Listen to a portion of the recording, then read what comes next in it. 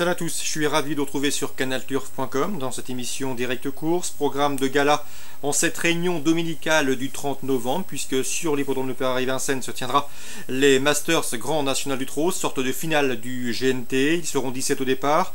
Singalo sera le seul à rendre 50 mètres, autant dire que sa tâche s'annonce délicate. Voici ma sélection pour cette épreuve. J'ai placé en tête numéro 5 United Back, l'une des révélations de l'année. Le cheval a remporté 10 de ses 14 dernières sorties publiques. Il a prouvé qu'il était un très bon gaucher, qu'il était capable de prendre la direction des opérations si le besoin s'en fait sentir. Sachez également qu'il sera déféré les 4 pieds pour la première fois de sa carrière. Bref, Jean-Michel Bazir va le driver en confiance. On lui posera le 12 du Prince. Autre cheval de qualité, il vient de prouver sa forme en s'imposant avec la manière sur l'hippodrome de Rouen-Mocanchi dans la dernière étape provinciale du circuit. Une confirmation logiquement tendue, c'est également un postulant au succès.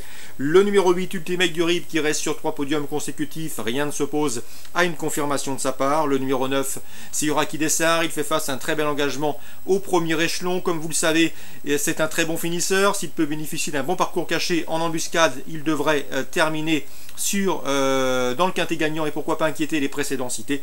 Le numéro 13, Voltigeur d'Urmirt, il a très bien fini à Rouen-Mocanchi pour se classer 5e. Il fait partie des meilleurs de sa promotion, il a prouvé au niveau critérium. Dans ce lot, c'est également un sérieux candidat, tout du moins pour l'obtention d'une excellente place. Le numéro 2, Ulf de Noyer, mérite d'être racheté. Il vaut mieux que ne l'indique sa dernière performance. D'ailleurs, il avait gagné l'étape disputée à Lyon-Pareilly, l'étape du GNT.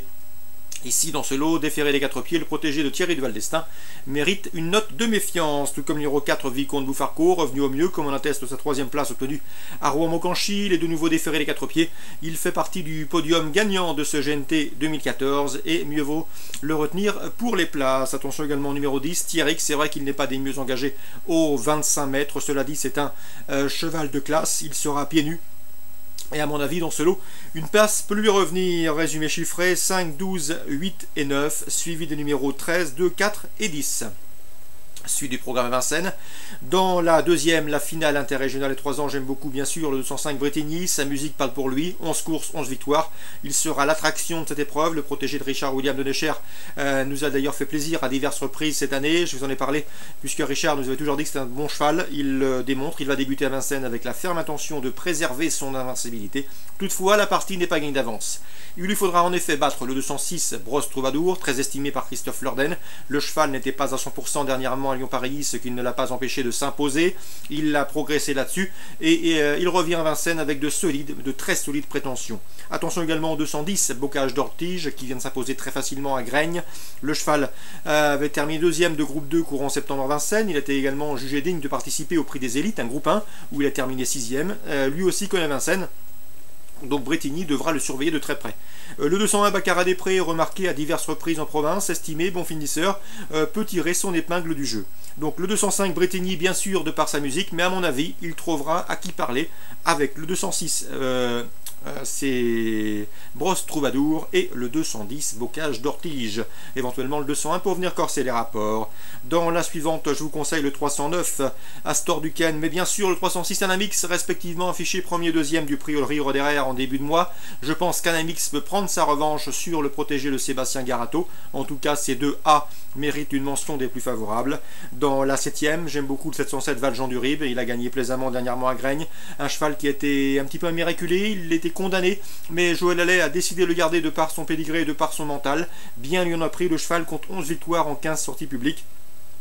Dans ce lot, c'est un candidat au succès. On lui opposera le 711 Vatimous, déféré des 4 et au mieux actuellement, et le 712 va très bien, un cheval que j'aime beaucoup. Je vous l'avais indiqué dernièrement lors de son succès dans le centre-est. Le cheval ici vient à Vincennes avec la ferme intention de très bien se défendre et pourquoi pas de s'imposer. C'est également un candidat au succès. 707, 11 et 12 dans cette belle épreuve réservée au V.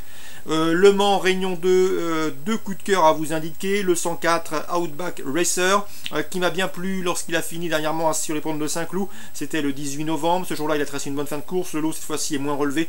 Le lourd n'a pas l'air de le déranger. Il peut ouvrir son palmarès. Le 104 Outback Racer. Attention également au 813 Clara de Lune qui vient de courir honnêtement dans un quintet plus Clodo Aldien, Saint-Cloud donc, où elle a terminé 5e. Les pistes assouplies ne lui posent aucun problème. Elle retrouve des adversaires à sa portée.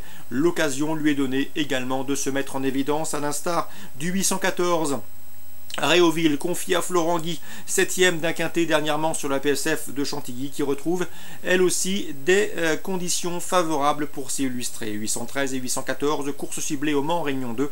La première, le 104, la 8ème, 813 et 14.